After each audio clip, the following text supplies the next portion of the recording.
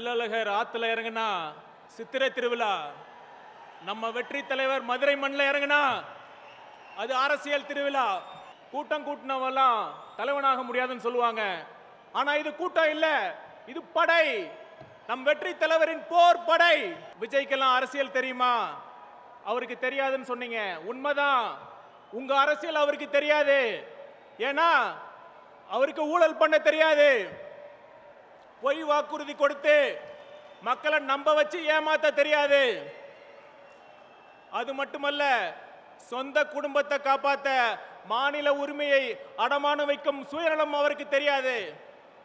இந்த மோசமான அரசியல் எங்க தலைவருக்கு சத்தியமா தெரியாது, தெரிய வேண்டிய அவசியமும் இல்லை.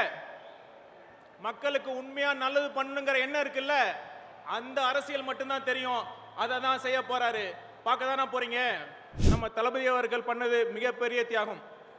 அவர் நினைச்சிருந்தா இன்னும் 15-20 வருஷம் ஈஸியா ரொம்ப படம் நடிச்சுட்டு படம் பண்ணியிருக்கலாம்.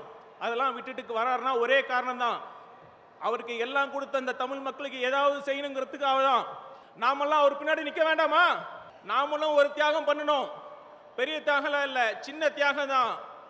நாம பண்ண வேண்டிய தியாகம் 1000 ரூபாய். தேர்தல் சமயத்தில் ஓட்டுக்காக காசு கூட வராங்கல்ல, அந்த 1000 ரூபாய். 5 வருஷம் ஆட்சிக்கு 1000 ரூபாய்னா நீங்க கணக்கு போட்டு பாருங்க, ஒரு நாளைக்கு 50 பைசா தான் வரும். தயவு செய்து நம் மக்களுக்காக, உங்களுக்காக, உங்க பிள்ளைகளுக்காக, நம் நாட்டின் எதிர்காலத்திற்காக அந்த 50 பைசாவை தியாகம் செய்யுங்கள். நிச்சயமாக தளபதி ஒரு சிறந்த மக்களாட்சியை தருவார் என்று கூறிக்கொண்டு இந்த வாய்ப்புக்கு நன்றி கூறி விடைபெறுகிறேன். நன்றி, வணக்கம்.